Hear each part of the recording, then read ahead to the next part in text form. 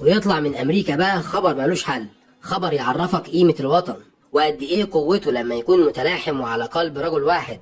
طلع رئيس جهاز المخابرات الأمريكية السابق واعترف إن دعم أحداث ما يسمى بالربيع العربي إنه كان خطأ فادح كلفهم مليارات الدولارات علشان يدربوا الشباب الخاين على الفوضى وهدم الدول، وقال إن قرار حل الجيش العراقي كان خطأ تاريخي لا يغتفر. وبالنسبة لمصر قال إن التقديرات الأمريكية أخطأت تماما في حساب قوة الجيش المصري وصلابة الشعب اللي وقف جنبه في 30 يونيو. والله قال كده بالنص، مش اجتهاد شخصي مننا. وقال وأكد إن كان في دعم ضخم تم تقديمه للإخوان على كل المستويات، لكن جيش مصر ومخابراتها وشعبها كانوا أقوى من كل المخططات دي، وإنهم أربكوا حسابات أوباما ومعظم أجهزة المخابرات الغربية. أمريكا يا سيدي كانت متوقعة إن الجيش المصري يتفكك أو يتراجع تحت ضغط الإخوان والدعم الخارجي ليهم، لكن اللي حصل العكس. الجيش والمخابرات والشعب عملوا تلاحم قوي جدا أسقط مشروع الإخوان واللي بيدعموهم. الإخوان بقى ورغم إن الدعم المالي والسياسي والإعلامي الكبير اللي كان متوفر لهم، التنظيم فشل قدام الدولة العميقة في مصر اللي عندها خبرة تاريخية في حماية الدولة.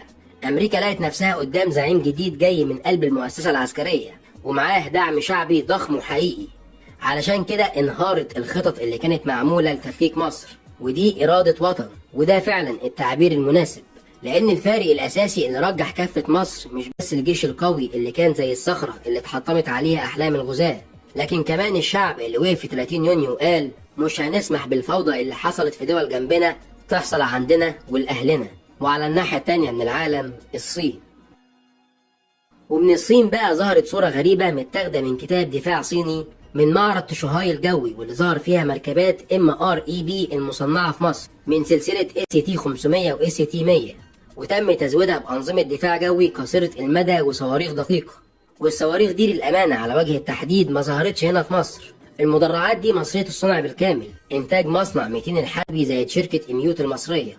الغريب بقى إن الصور بتوري إن الصينيين ركبوا عليها أنظمة دفاع جوي قصيرة المدى ومنصات صواريخ دقيقة، يعني باختصار من مدرعة مضادة للألغام والكمائن لمنصة دفاع جوي متنقلة. طب ده يتفسر بإيه؟ يتفسر بإنه ممكن يكون في بروتوكول تعاون عسكري إن مصر تدي الصين المدرعات أو التصميم أو الترخيص وهم يطوروا عليها أنظمة سلاح خاصة بيهم. هتقول لنا طب وده هيفيد مصر بإيه؟ هنقول لك هيفتح مجال لتطوير نسخ تصديرية مشتركة، واحتمال يكون في طرف ثالث كعميل. يعني إيه؟ يعني في دولة ما اشترت مدرعات ST 100 أو ST 500 من مصر، والصين بتعمل لها تعديل بأنظمة دفاع جو وصواريخ، وده معناه إن المدرعة المصرية أثبتت إنها قابلة للتطوير والتسليح المتنوع، ومن مجرد ناقلة جنود مصفحة لمنصة دفاع للطائرات. وده كمان معناه إن في تنسيق عسكري لأعلى مستوى بين مصر والصين، وده هيرفع من قيمة مصر جدا في سوق السلاح العالمي. وعلى الناحية التانية من العالم كوكب تحيا مصر. وفي كوكب تحيا مصر أكيد شفتوا الخبر اللي اشتغلت عليه قناة الجزيرة اللي بيقول إن دخول أي قدرات عسكرية لسينا بيتم بالتنسيق مع الجيش والقيادة السياسية للكيان. لكن الحقيقة لما بحثنا ما لقيناش أي مصدر عبري رسمي بيثبت الكلام ده، ولا حتى قبل الحرب كان الوضع كده.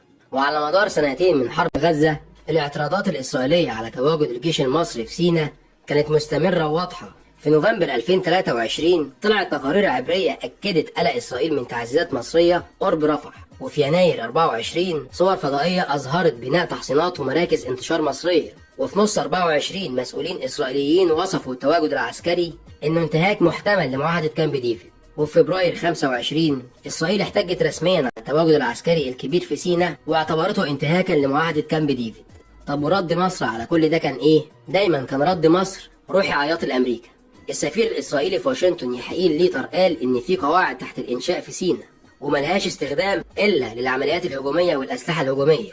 رئيس أركان جيش الاحتلال هاليفي طلع في لقاء مصور المفروض كلنا فاكرينه وكنا اتكلمنا عليه هنا في وقتها، وقال إنه قلقان من القوة العسكرية المتنامية لمصر في الوقت اللي العلاقات بين مصر وإسرائيل فيه متوترة جدا على كل المستويات، تكاد تكون قطع علاقات دبلوماسية، مفيش سفراء في البلدين. وتقرير يديعوت إحرانوت ليقور ابن آري كشف إن مصر قلصت العلاقات الدبلوماسية مع إسرائيل.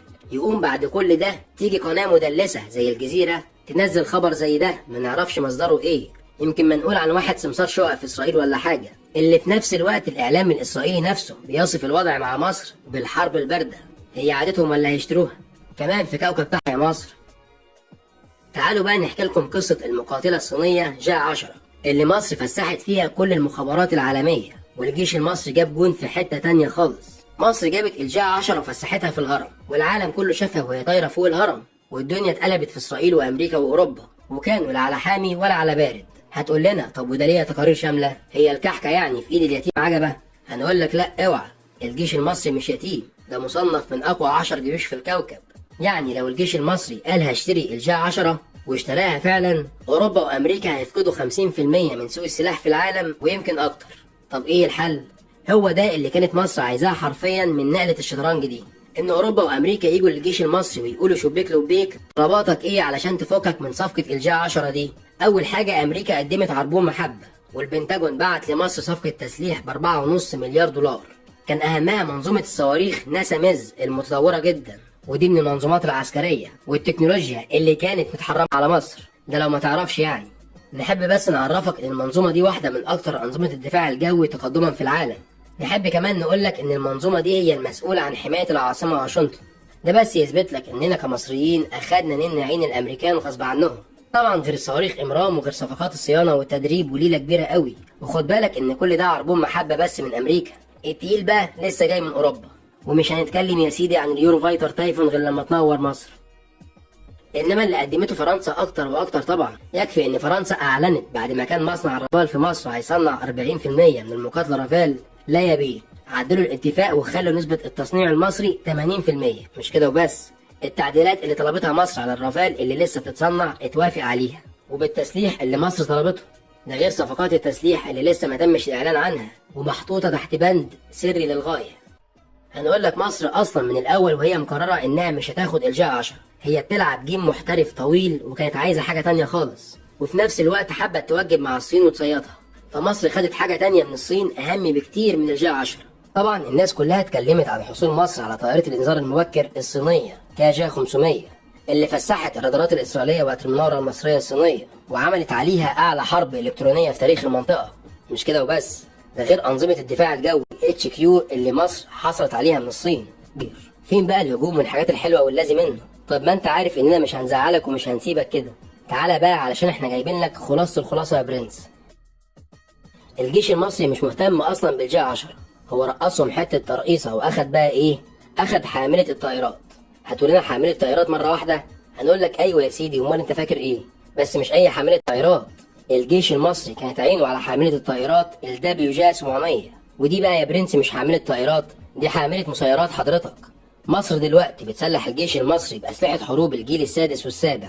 حاملة المسيرات دي عبارة عن طيارة مسيرة ضخمة وجواها أسراب من المسيرات، وبيتم قيادتها بنظام الذكاء الاصطناعي في مهاجمة الأهداف.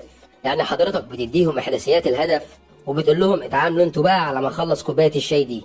مش كده وبس، موقع سوهو الصيني المهتم بالشؤون العسكرية طلع وقال إن الصفقة دي مش مجرد عملية تسليح تقليدية، بل بتعكس توجها عسكريا براغماتيا يتجاوز الإبهار التكنولوجي إلى ما هو أكثر فاعلية وكفاءة في الميدان للجيش المصري.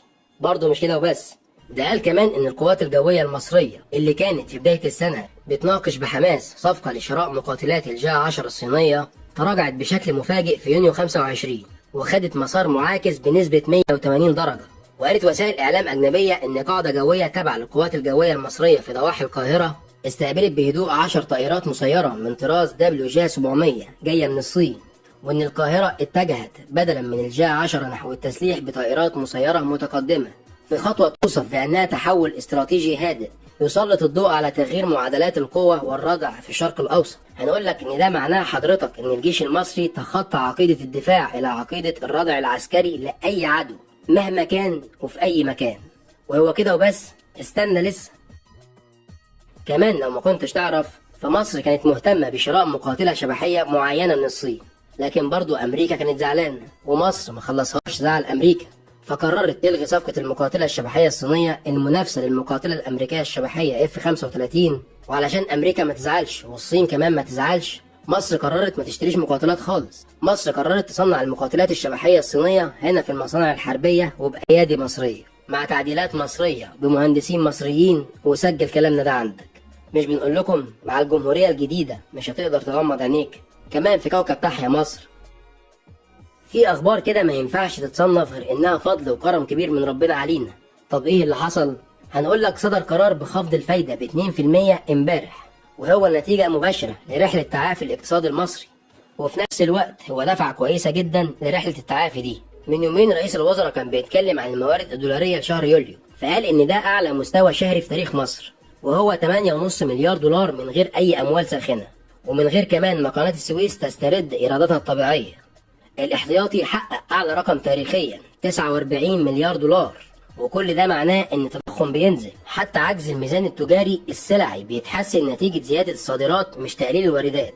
دي كلها مؤشرات بتقول إننا بنتعافى، والحمد لله تخطينا الأزمة السخيفة اللي تعرضنا ليها من 3 سنين. وتقليل الفايدة هيساهم في دفع الاقتصاد الحقيقي وحركة الشغل والإنتاج، وده طبعا هيسرع التعافي. فضل ربنا على المصريين كبير وعظيم، احنا بنحصد ثمار صبرنا وشغلنا، والحمد لله عدت. ولا عزاء بقى للي راهنوا على الخراب او كانوا بيتضايقوا ويرفصوا جامد لما يسمعوا كلمة هتعدي. وكفاية كده علشان ما نطولش عليكم، ونشوفكم على خير. وده معزك علينا يا مصر.